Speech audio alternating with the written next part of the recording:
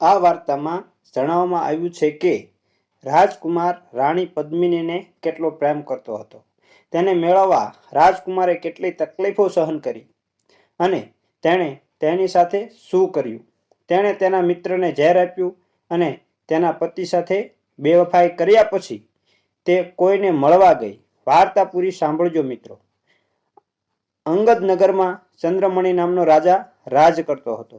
તેના પુત્ર રણધીરસિંહ હંમેશા તેમના દુશ્મનો પર વિજય મેળવતા હતા. રણધીર એક બહાદુર, હિંમતવાન અને સુંદર યુવાન હતો.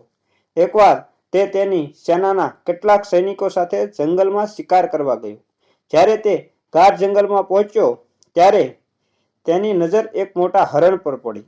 તેને જોઈને રણધીરસિંહે પોતાનું ધનુષ્ય અને તીર પકડ્યું અને પોતાનો ઘોડો તેની પાછળ દોડાવ્યો. રાજકુમારને પોતાની તરફ આવતો જોઈ હરણ ઝડપથી દોડ્યું અને ઝાડીઓ પાછળ ગાયબ થઈ ગયું. રાજકુમાર એકલા પડી ગયા અને તેના ઘોડા પણ થાકી ગયો અને તેને તળાવમાં લઈ ગયો. પાણી પીધા પછી તેણે ઝાડ સાથે બાંધી તેને થોડું પાણી પીધું અને હાથ મોં ધોયા. આ પછી તે ઘોડાની કાઠી ફેલાવી અને તળાવના કિનારે બેસી ગયો. તળાવની આસપાસ હરિયાળી અને સુંદર ફૂલો અને છોડને જોતો રહ્યો અને મનમાં કહેવા લાગ્યો કે આ જંગલ કેટલું સુંદર લાગે છે. તેમાં કેટલા સુંદર ફૂલો ખીલ્યા છે. મને અહીં બેસીને કેટલો આનંદ થાય છે. જ્યારે રાજકુમાર પ્રકૃતિના સૌંદર્યનો આનંદ માણી રહ્યો હતો ત્યારે તેણે જોયું કે છોકરીઓનું એક જૂથ આવી રહ્યું હતું.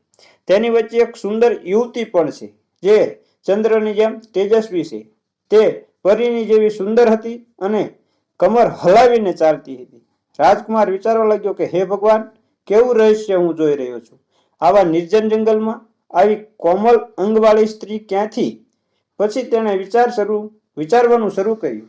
તે કોઈ રાજા અથવા કોઈ પરીની પુત્રી લાગે છે. જ્યાં સુધી તેની સંપૂર્ણ સ્થિતિની જાણ ન થાય ત્યાં સુધી હું અહીંથી નહીં જાઉં. એવું નક્કી કરીને રાજકુમાર ત્યાં બેસી ગયો.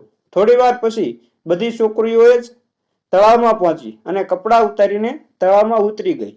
તે સમયે રાજકુમારીની સાડીનો શેડો હવામાં ઉડ્યો અને રાજકુમારીનું શરીર દ્રશ્યમાન થયું, જાણે સૂર્યના કિરણો આકાશમાં પ્રગટ્યા હોય.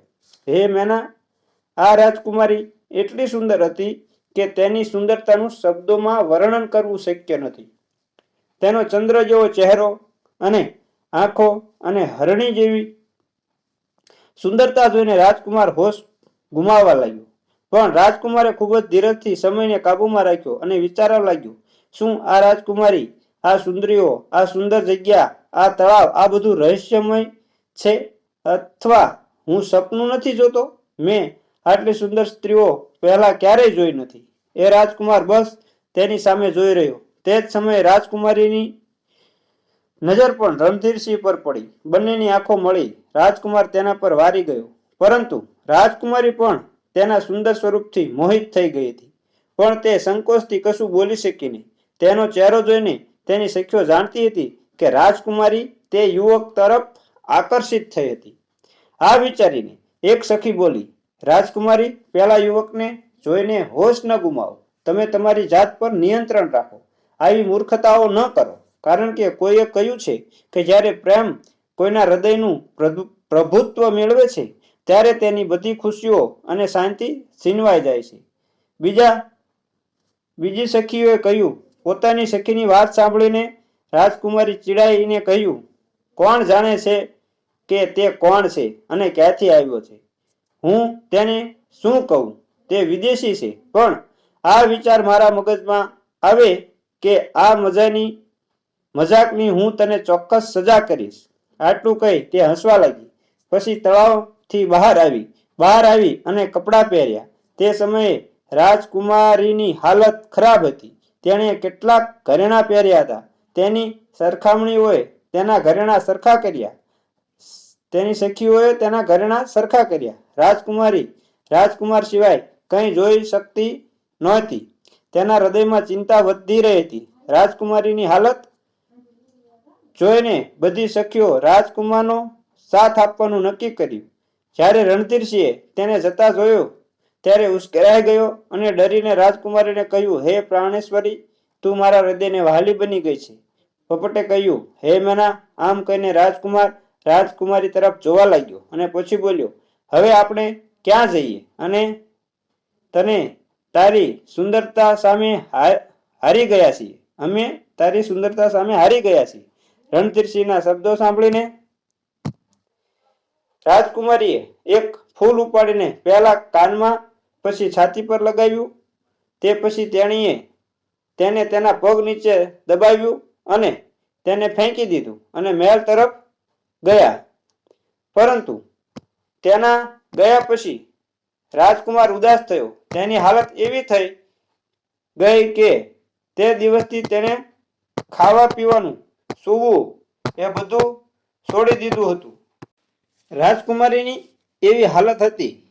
તેણીએ ખાવા પીવાનું બંધ કરી દીધું અને પોતાની પથારી પર સૂઈ ગઈ. રાત દિવસ નિશાસા નાખ્યા.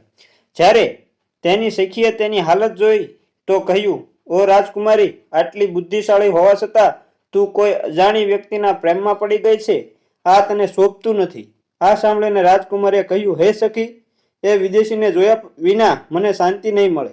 જ્યારથી મારા હૃદયમાં તેના માટે પ્રેમના વાદળો છવાયેલા છે, તેનું ઊંચું કપાળ, મોતી જેવા દાંત, વાંકડિયા વાળ, રાજકુમાર મારા હૃદયમાં છે. હું તેના પ્રેમમાં પડી છું. હું તેને ભૂલી જવા માંગુ છું, પણ હું તેને એક ક્ષણ માટે પણ ભૂલી શકતી નથી. તમે ઈચ્છો છો કે મારો જીવ બચી જાય, તો પછી પ્રિય વિદેશી સાથે મારો પરિચય કરાવવાની કોઈ વ્યવસ્થા કરો, અન્યથા મારા માટે જીવવું મુશ્કેલ છે. હે મેના. બીજી બાજુ રાજકુમારી રણધીરસિંહને અલગ થવાથી પીડાતી હતી. બીજી તરફ રણધીરસિંહની હાલત પણ સારી નહોતી. ક્યારેક તેને યાદ કરીને પાગલની જેમ દોડી જતો, ક્યારેક તે આગળ નીકળીને નીચે પડી જતો, ક્યારેક તે નિશાસા નાખતો અને કહેતો, હે સુંદર મૃગનયની, તું મારી આંખોમાંથી કેમ ગાયબ થઈ ગઈ? આટલું કહીને તે રડવા લાગ્યો. એક દિવસ રાજકુમારીથી અલગ થવાથી પરેશાન થઈને તે જંગલમાં ગયો અને એક ઝાડ નીચે પડ્યો. ભૂખ અને તરસને કારણે તેને ચક્કર આવવા લાગ્યા.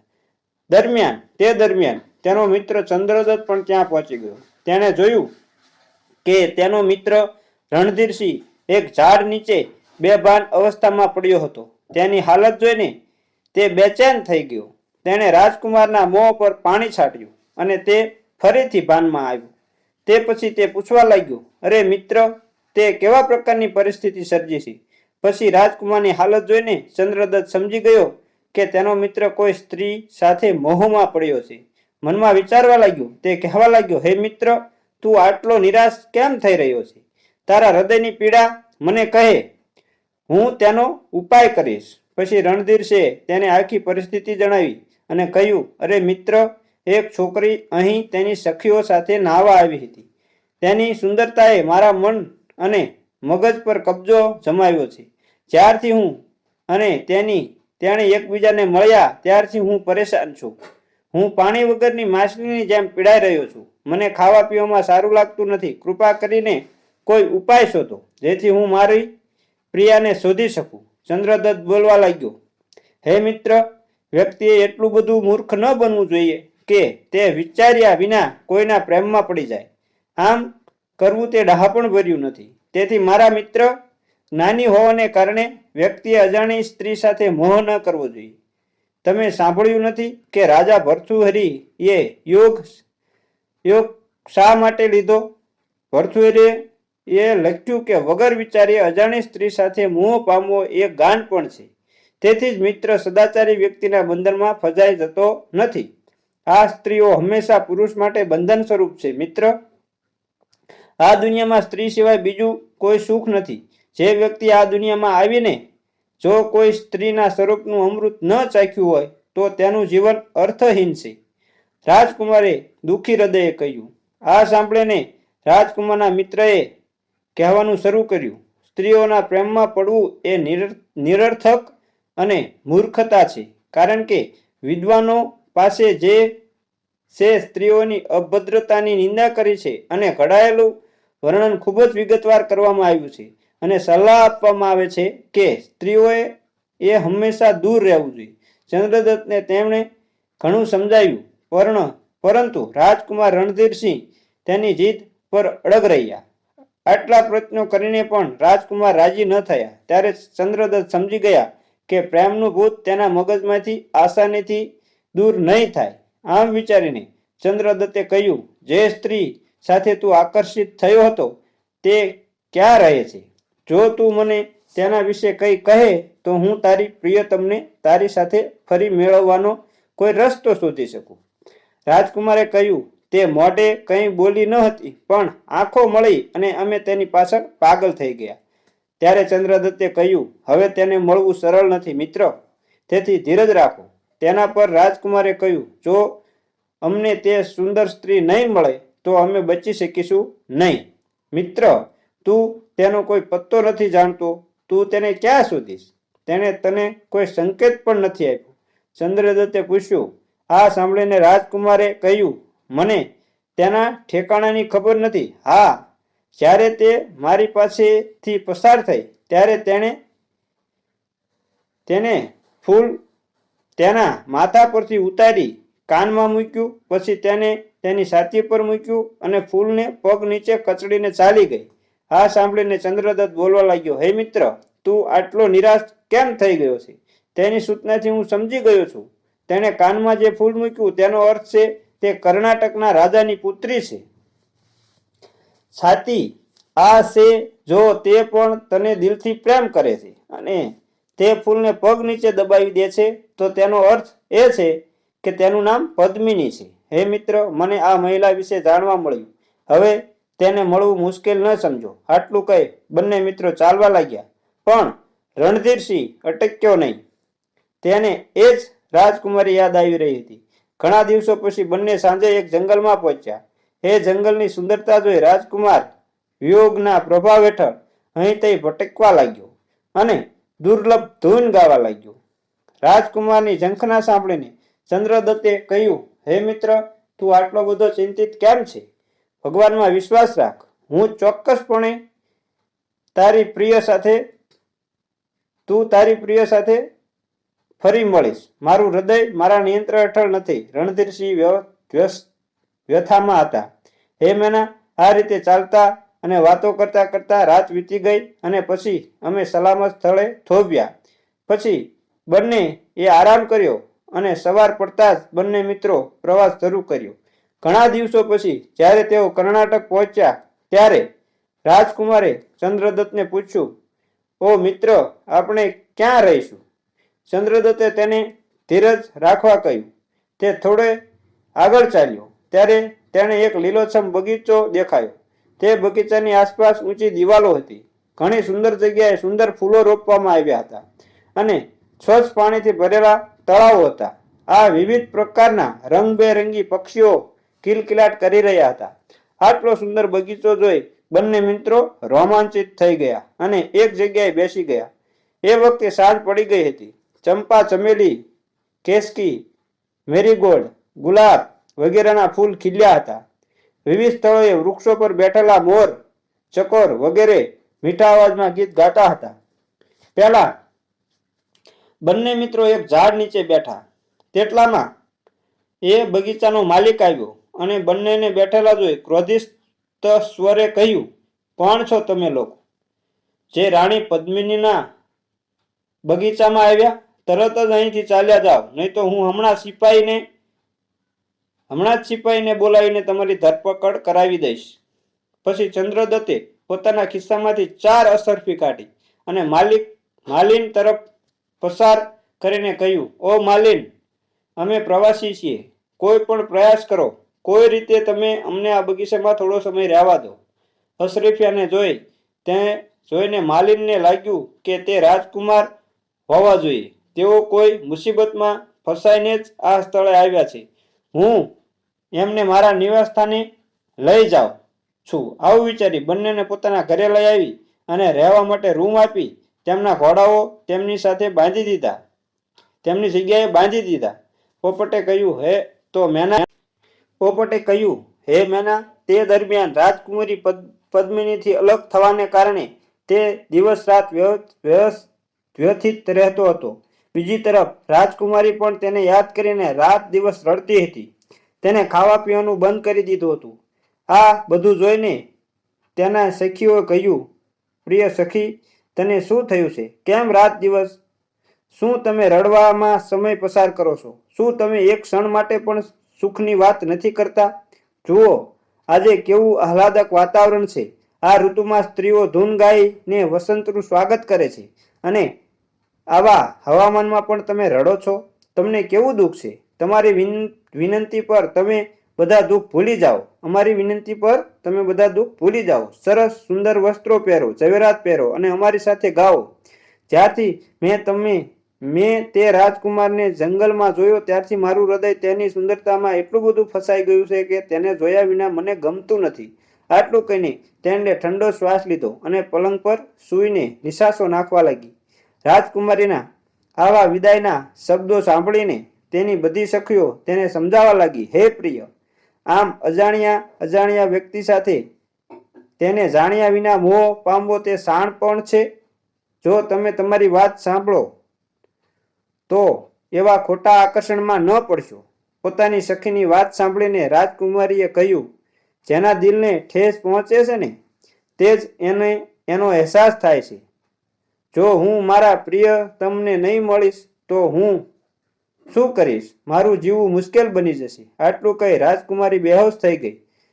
તેની સખીઓએ કોઈક રીતે ગુલાબજળ છાંટીને તેને ભાનમાં લાવ્યા. જ્યારે સખીઓએ જોયું કે રાજકુમારી કોઈના સમજાવવા માટે સંમત થશે નહીં, ત્યારે તેઓએ એકબીજા સાથે સલાહ કરી અને તેઓએ આખી વાર્તા તેની માતાને જણાવી. જોઈએ, એવું ન થાય કે આપણે તેને કહીએ અને તે બીજા કોઈની પાસેથી સાંભળે તો આપણા પર બધી મુશ્કેલી આવશે.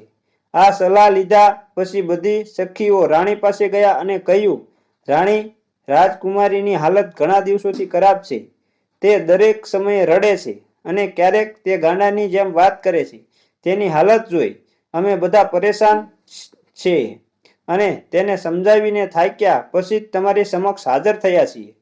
તેની વાત સાંભળીને પદ્મિનીની માતા ડરી ગઈ અને તરત જ મહેલમાં દીકરીના રૂમમાં આવી અને પ્રેમથી રાજકુમારીના માથા પર હાથ મૂકીને પૂછ્યું, દીકરી, તને શું થયું છે કે તું આટલી બેચેન છે?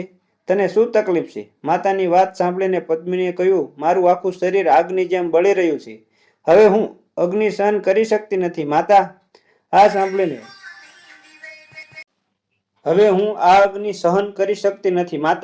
સાંભળીને રાજકુમારીની માતાએ કહ્યું, દીકરી, તને શું થઈ ગયું છે? આટલી બુદ્ધિશાળી હોવા છતાં તું ગાંડાની જેમ વાતો કરે છે અને દિવસે ને દિવસે સુકાતી જાય છે. દીકરી, તારી બધી લાગણીઓ અમને જણાવ. આના પર રાજકુમારીએ કહ્યું, હું કોઈની આંખોથી ઘાયલ થઈ ગઈ હતી અને કોઈ વધ તે ઘાને મટાડી શકે નહીં. આ સાંભળીને તેની માતાએ કહ્યું, તેના મનમાં ગરમી વધી ગઈ, તેથી જ તે આવી નિર્લજ્જ વાતો કરી રહી છે. તું જા, દરવાજે જઈ અને રાજવધને જલ્દી બોલાવવા કહે. દાસીએ તરત જ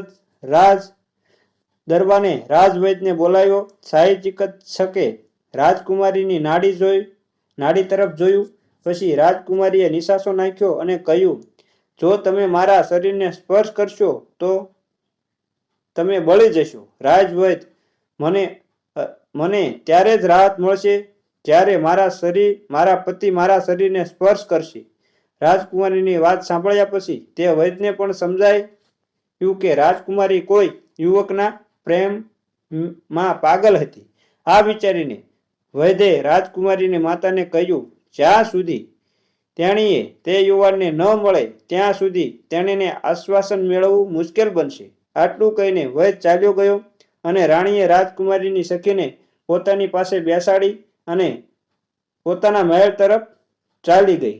સખીઓએ વિચાર્યું કે જો આ સમયે બધા એક સાથે ગાય અને રમે તો કદાચ રાજકુમારી ખુશ થઈ જશે. એમ વિચારીને સૌએ ગીત વગાડતા માન એકત્ર કર્યું અને રાજકુમારીને પૂછ્યું, રાજકુમારી, જો તમે પરવાનગી આપો તો ચાલો આપણે વસંત ઋતુના ગીતો ગાઈએ.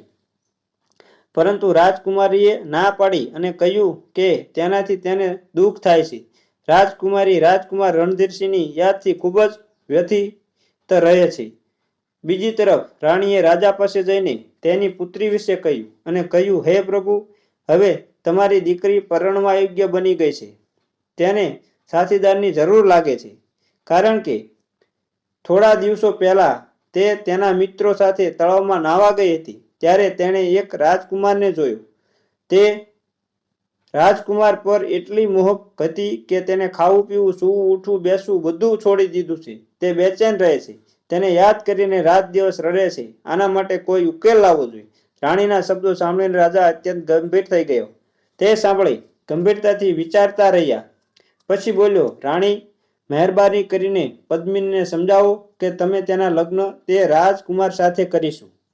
આ સાંભળીને રાજા દરબારમાં ગયો. રાણીએ પદ્મિની પાસે આવીને રાજકુમારીને કહ્યું, આશ્વાસન આપતા તેને કહ્યું, દીકરી, મેં તારા પિતાને બધું સ્પષ્ટ કહી દીધું છે અને તેને ખાતરી આપી છે કે તે તારા લગ્ન જે રાજકુમાર સાથે કરવા માંગે છે તેની સાથે કરાવશે. તું મને તેનું સરનામું અને તે કોણ છે, તેનું નામ શું છે, તે કયા દેશના રાજાનું છે, તે કોના પુત્ર છે, જેથી તેની સાથે રાજદૂત મોકલી શકાય.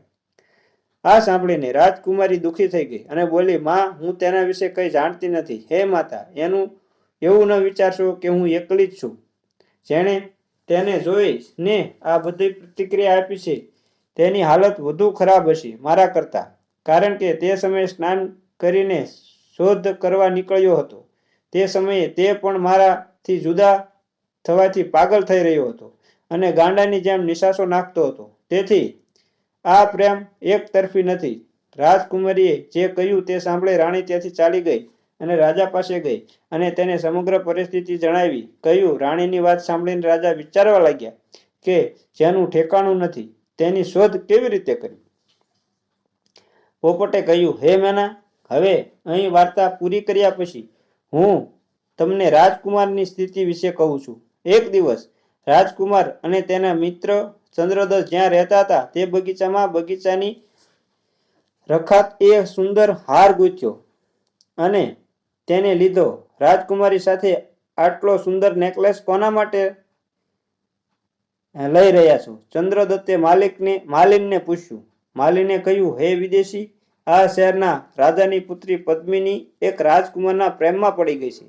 તે ચિંતિત છે અને તેના માટે આખો સમય રડે છે. તેથી હું તેને ખુશ કરવા માટે આ હાર બનાવી રહી છું. આટલું કહીને માલિન ત્યાંથી જવા લાગ્યો. પછી ચંદ્રદત્તે માલિનને રોક્યો અને તેને 5 અસરફી આપી અને કહ્યું, ઓ માલિન, અમે તને એક કાગળ આપીએ છીએ. તે આ કાગળ તારી રાજકુમારીને પણ આપ તો ખૂબ સારું. માલિન અસરફિયા અને કાગળ લઈ મહેલ તરફ આગળ વધ્યો. એ કાગળમાં રાજકુમારી માટે એક સંદેશ હતો. માલિન તે કાગળ લઈ મહેલમાં પહોંચ્યો અને રાજકુમારીના રૂમમાં ગયો અને ચૂપચાપ તેને પત્ર આપ્યો. રાજકુમારી ચોંકી ગઈ અને તે પત્ર વાંચવા લાગી. જ્યારે તેણીએ તે પત્ર વાંચ્યો ત્યારે તેને પ્રેમ વધુ ગાઢ બન્યો અને તેણી ખુશીથી પાગલ થઈ ગઈ અને તેના મિત્રોને કિલકલાટ કરતા કહ્યું, આજે મારા હૃદયની ઈચ્છા પૂર્ણ થઈ છે. મારા દુઃખના દિવસો પૂરા થઈ ગયા છે. આ પ્રસન્ન અવાજ સાંભળીને મિત્રોએ પૂછ્યું, હે રાજકુમારી, સખીઓએ પૂછ્યું, હે રાજકુમારી, આ પત્રમાં શું લખ્યું છે? તે વાંચીને તને બહુ ગમ્યું. હે મિત્રો, હે સખીઓ, જેણે મારી આ હિલચાલ કરી છે તે આજે મારા બગીચામાં મારા આત્માની જેમ હાજર છે. આ મારા પ્રિયનો પત્ર છે, રાજકુમારીએ કહ્યું. રાજકુમારી એ ખુશ થઈને માલિનને ઇનામ આપ્યું. ત્યારે માલિને કહ્યું, રાજકુમારી, કૃપા કરીને આ પત્રનો લિખિતમાં જવાબ આપો. આ સાંભળીને રાજકુમારીએ જવાબમાં આ પત્ર લખ્યો. મારા વાલા, આજે મારા બેચેન હૃદયને તમારા પત્રથી સાંત્વના મળે છે. હવે હું તમને મળવાની રાહ જોઈ રહી છું. ઉપરાંત માલિનને જ્યાં સુધી તે ત્યાં ન રહે ત્યાં સુધી તેનું યોગ્ય સન્માન કરવાની સૂચના આપવામાં આવી. આ સાંભળીને માલિન ત્યાંથી ચાલ્યો ગયો અને પત્ર લાવીને રાજકુમારને આપ્યું. તે વાંચીને રાજકુમાર ખૂબ જ ખુશ થયો. હે મેના, કમલે પોતાની પ્રિયતમા માટે લખેલો પત્ર વાંચીને રાજકુમાર ખૂબ જ ખુશ થઈ ગયો હતો. તો બીજી તરફ રાજકુમારીના મિત્રોએ તેની માતાને અને તેના પ્રેમીના આગમનની જાણ કરી હતી. આ સાંભળીને રાણી ખૂબ જ ખુશ થઈ અને રાજાને મહેલમાં બોલાવીને સમગ્ર પરિસ્થિતિ જણાવી. રાજા પણ આ સાંભળીને ખુશ થયો અને તરત જ પોતાના દૂત મોકલીને રાજકુમારને બોલાવ્યો. તેણે રાજકુમાર સાથેનો પરિચય જાણીને ખુશી વ્યક્ત કરી અને તેને ગેસ્ટ હાઉસમાં બેસાડ્યો. પછી પ્રધાનો અને પુરોહિતો અને પંડિતો સાથે સલાહ લીધી. પછી શુભ સમયે તેને ખૂબ જ ધામધૂમથી તેની પુત્રી પદ્મિની સાથે લગ્ન કર્યા. રાજકુમાર સાથે લગ્ન કર્યા. હે મેના, જ્યારે રણધીરસિંહે પદ્મિની સાથે લગ્ન કર્યા ત્યારે બંને એકબીજા સાથે પોતાના પ્રેમનું બલિદાન આપવાનું શરૂ કર્યું. તેમનો પ્રેમ એટલો વધી ગયો કે તેઓ એકબીજાને જોયા વિના આરામ કરી શકતા નથી. પરંતુ રણધીરસિંહ તેના મિત્ર ચંદ્રદત્તને મળવા માટે દિવસમાં એકવાર બગીચામાં જતા હતા. પ્રિય વહાલા, તું દરરોજ ક્યાં જાય છે તેનું રહસ્ય કૃપા કરીને મને કહો, કારણ કે મને એક ક્ષણ માટે પણ તારું અલગ થવું ગમતું નથી. એક દિવસ પદ્મિનીએ પૂછ્યું. આ સાંભળીને રાજકુમારે કહ્યું, હે પ્રિય, મારો એક શ્રેષ્ઠ મિત્ર છે જેનું નામ ચંદ્રદત્ત છે, જે મારી સાથે આવ્યો છે. તમે અને હું તેમના પ્રયત્નોથી ફરી મળ્યા હતા, પરંતુ હું તમારી સાથે રહું છું અને તે અહીં રહે છે, તમારા બગીચામાં. હા, તે મને એટલો પ્રેમ કરે છે કે તે મારા માટે પોતાનું ઘર અને સમય છોડીને મારી સાથે તમામ મુશ્કેલીઓ સહન કરી રહ્યો છે. તેથી તેનું હૃદય મારા માટે, હું ચોક્કસપણે તેને એકવાર મળવા જાઉં છું. આ સાંભળીને પદ્મિની ચૂપ થઈ ગઈ અને વિચારવા લાગી. મારા પતિના અહીં રહેવાના કારણે તેનું હૃદય મારાથી વિમુખ થઈ રહ્યું છે. તેથી કોઈક ઉપાય એવો કાઢવો પડશે કે જેના દ્વારા તેને મારી નાખવામાં આવે, જેથી મારા પતિ મને છોડીને જઈ ન શકે. ગમે ત્યાં તેઓ પીર, મેં ક્યારેય વ્યક્તિને આદરપૂર્વક જોયો નથી. પ્રિય, મેં ક્યારેય વ્યક્તિને આદરપૂર્વક જોયો નથી, કારણ કે તમારા મિત્રએ તમારા માટે કેટલું સારું કામ કર્યું છે અને તેના કારણે જ અમને બંનેને આ સુખ મળ્યું છે. તે વ્યક્તિનું અહીં તમે ક્યારેય તેનું સ્વાગત કર્યું નથી. હવે તમે કાલે જ તેને જમવા માટે આમંત્રણ આપો, જેથી તમારા મિત્રને પણ ખબર પડે કે તેનો મિત્ર તેને દિલથી પ્રેમ કરે છે. રાજકુમારીના અવાજમાં રહસ્ય હતું, જે રાજકુમારીના દીવાના બનેલા રાજકુમાર રણધીરસિંહ સમજી શક્યા નહીં. રાજકુમારીની વાત સાંભળીને રાજકુમાર ખૂબ જ ખુશ થયો અને તેણે તેના મિત્ર માટે તેનું આમંત્રણ સ્વીકાર્યું અને તેના મિત્ર પાસે ગયો. મિત્ર, તારી ભાભીએ તને કાલે જમવા માટે આમંત્રણ આપ્યું છે. તમે કાલે ત્યાં જમવા પધારો. ચંદ્રદત્તે આનંદથી આમંત્રણ સ્વીકાર્યું. સવાર પડતા જ પદ્મિનીએ અનેક પ્રકારની સારી વાનગીઓ તૈયાર કરાવી અને તક જોઈને તેમાં ઝેર ભેળવ્યું. રાજકુમારે ખૂબ જ રસપૂર્વક ચંદ્રદત્તને ભોજન પીરસ્યું. જમ્યા પછી ચંદ્રદત્ત ગયા પોતાના બગીચામાં. તે ગયો અને આરામ કરવા માટે પથારી પર સૂઈ ગયો અને ઊંઘમાં જ મૃત્યુ પામ્યો. બીજી બાજુ પદ્મિનીએ માલિનને બોલાવીને કહ્યું, માલિન, આજે ચંદ્રદત્ત જ્યારે તે મરી જાય ત્યારે આવો અને રાજકુમારને કહો કે તમારા મિત્રને સાપ કરડ્યો છે. ધ્યાન રાખજે, ઝેરનું રહસ્ય કોઈ જાણવું જોઈએ નહીં. તેથી તે માળે જરા ગભરાઈને કહ્યું. જ્યારે માલિન તેના ઘરે આવી ત્યારે તેણે જોયું કે ચંદ્રદત્ત ખરેખર મૃત્યુ પામ્યો હતો. તે રાજકુમાર પાસે જઈને બધી વાત કરી. કહ્યું. માલિનની વાત સાંભળી રાજકુમાર ડરી ગયો અને લગભગ દોડતો બગીચામાં આવ્યો. જ્યારે ચંદ્રદત્ત મૃત હાલતમાં પડ્યો હતો અને તેના મોંમાંથી વાદળી કલરના ફીણ નીકળી રહ્યા હતા, ત્યારે પોતાના મિત્રને મૃત જોઈને રાજકુમાર રડવા લાગ્યો અને વિલાપ કરવા લાગ્યો. હે મારા મિત્ર, તું મને છોડીને ક્યાં ગયો? હું મારા હૃદયને કેવી રીતે સમજાવું? હવે હું તમારા પરિવારને શું જવાબ આપીશ?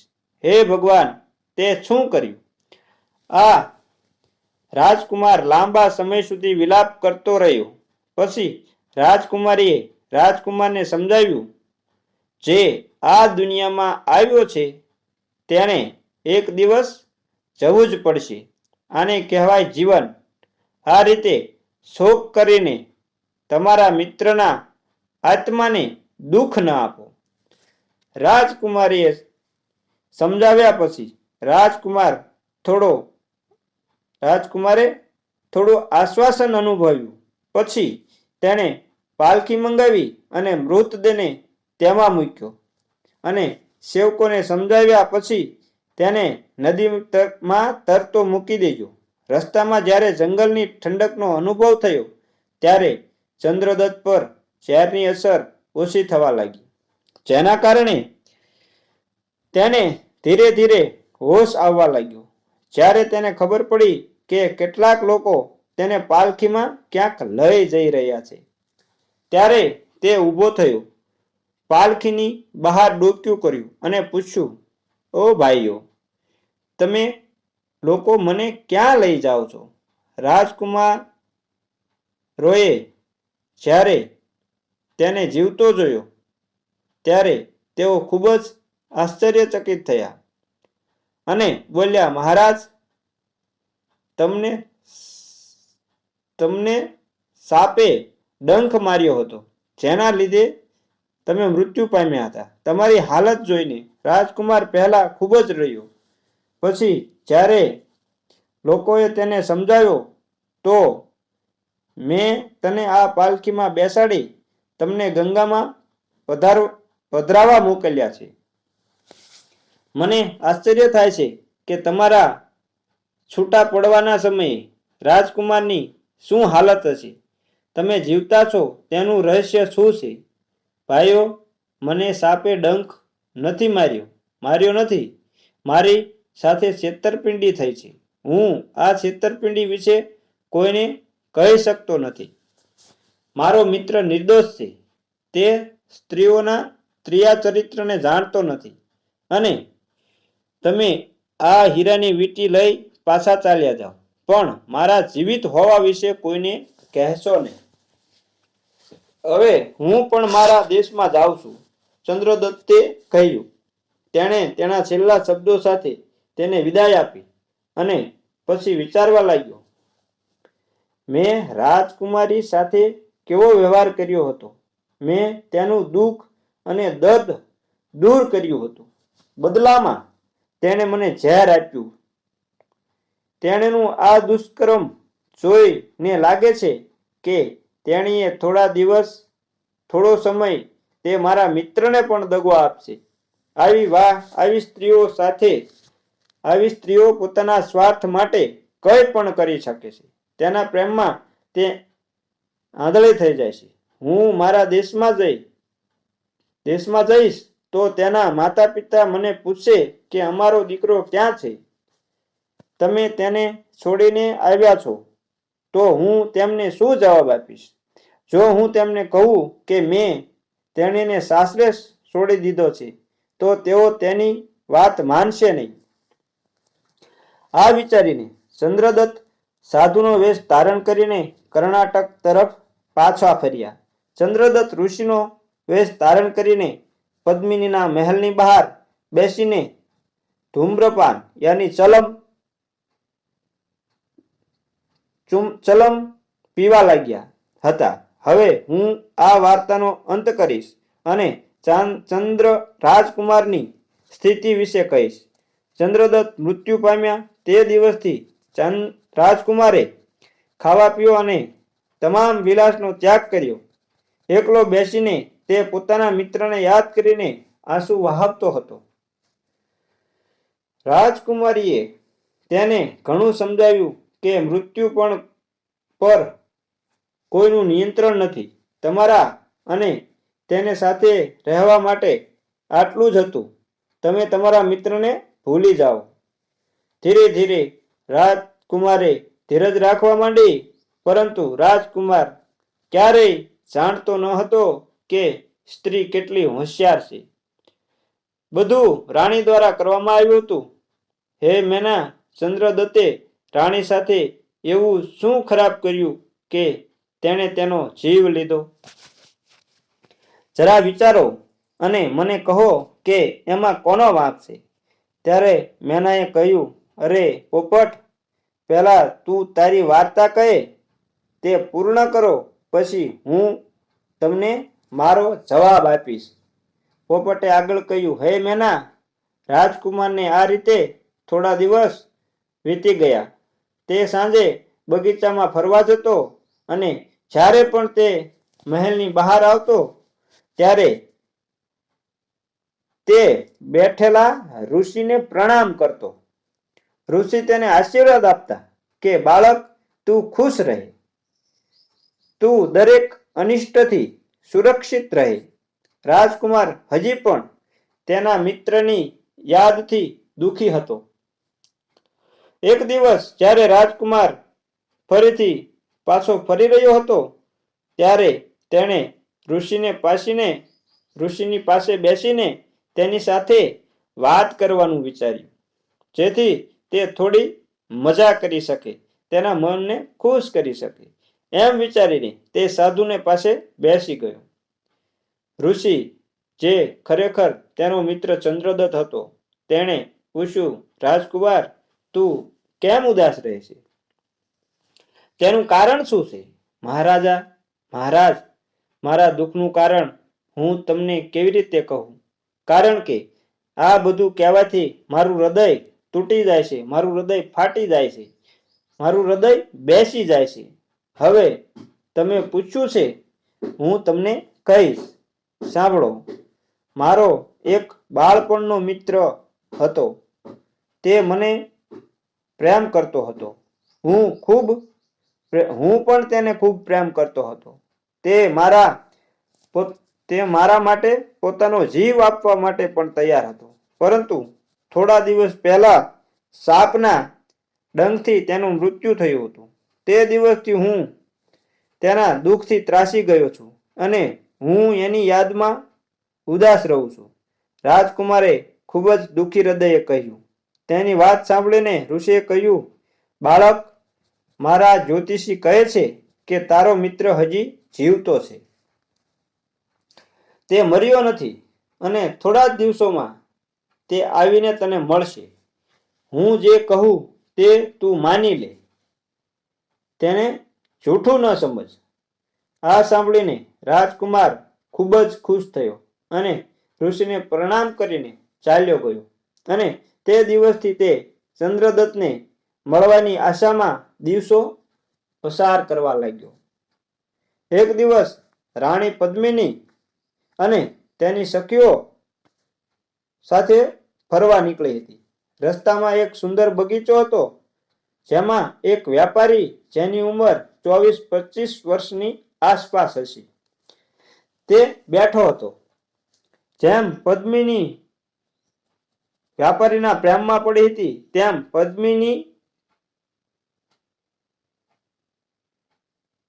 પદ્મિની તેના પ્રેમમાં પડી હતી. રાત્રે રાણી પદ્મિનીએ રાજકુમારને પાણી આપ્યું. તેના બદલે તેણીએ તેને દારૂ પીવડાવીને બેભાન કરી દીધો અને તે વેપારી પાસે ગઈ અને તેની સાથે આખી રાત વિતાવી તેના મહેલમાં પહોંચી ગઈ અને રાજકુમારની પાસે સૂઈ ગઈ અને સૂવાનો ઢોંગ કર્યો. ઘણા દિવસો આમ જ વીતી ગયા. એક દિવસ રાજકુમાર સસરાને કહ્યું, પિતાજી,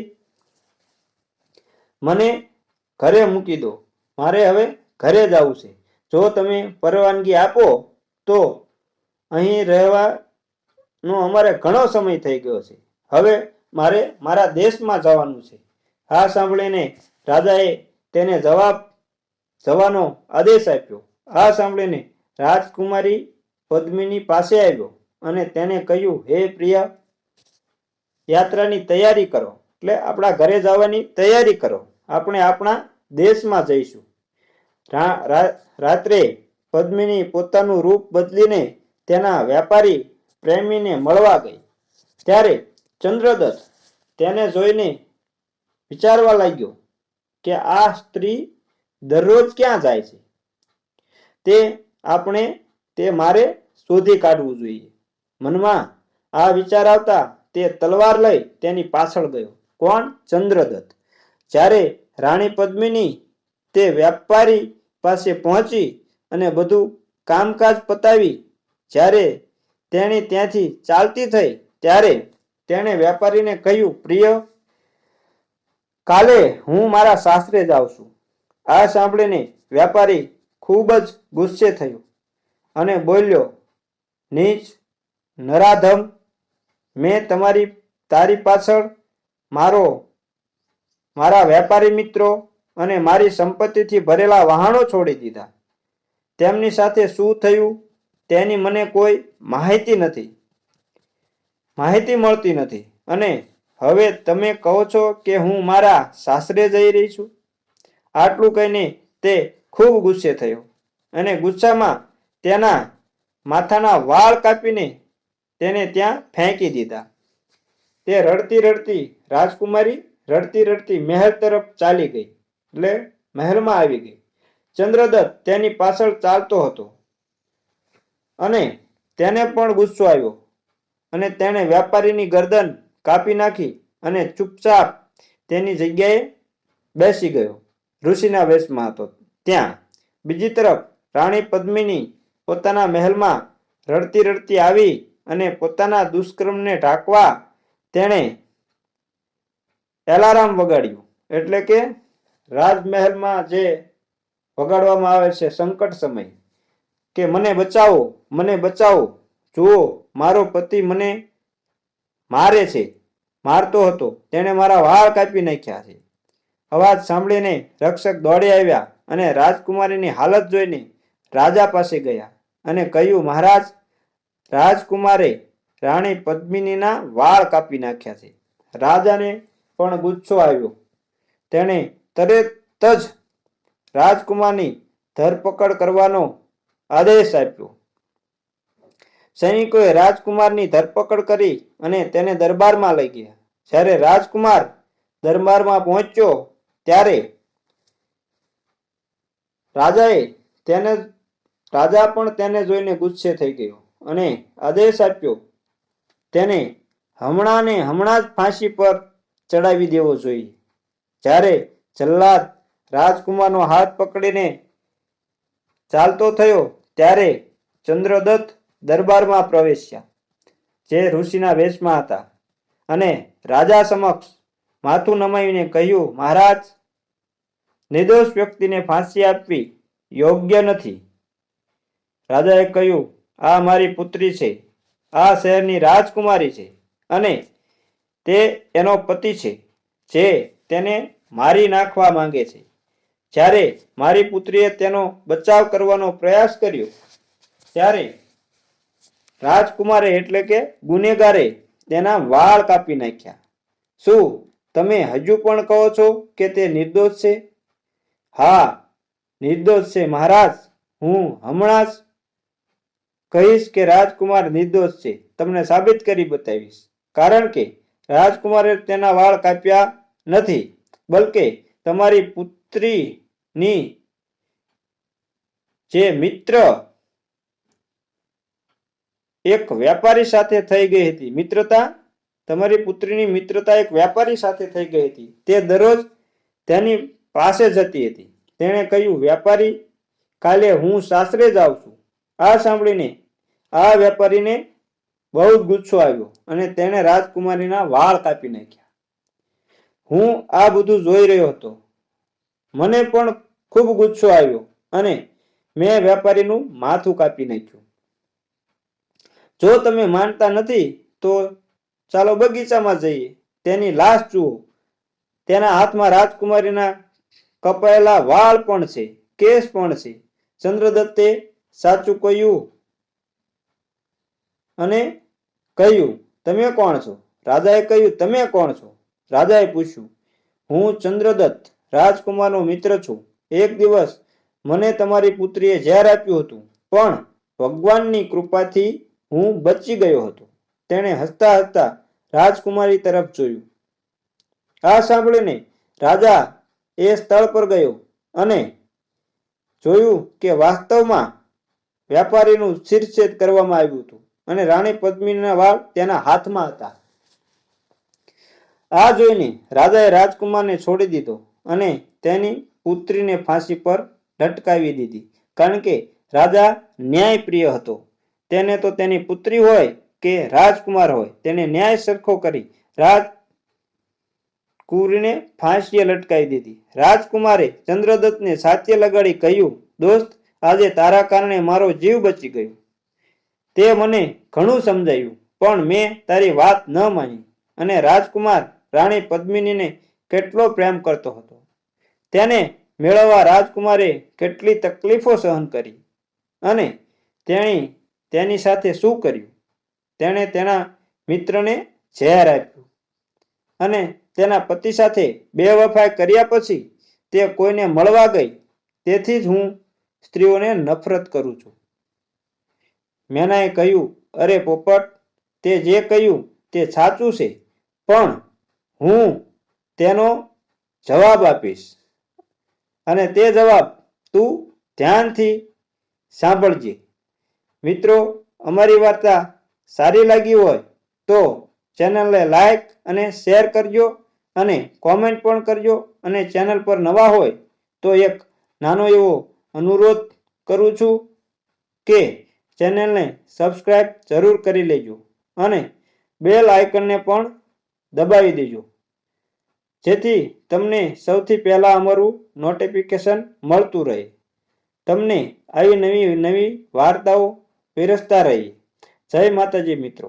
આવી વાર્તા બનાવવામાં અમને ઘણી તકલીફ અને અમારે ઘણી મહેનત કરવી પડે છે. તો આ યુટ્યુબના મહાસાગરમાં અમે ક્યાંક ખોવાઈ જાય તે પહેલાં અમારી ચેનલને સબસ્ક્રાઈબ જરૂર કરી લેજો. જય માતાજી મિત્રો.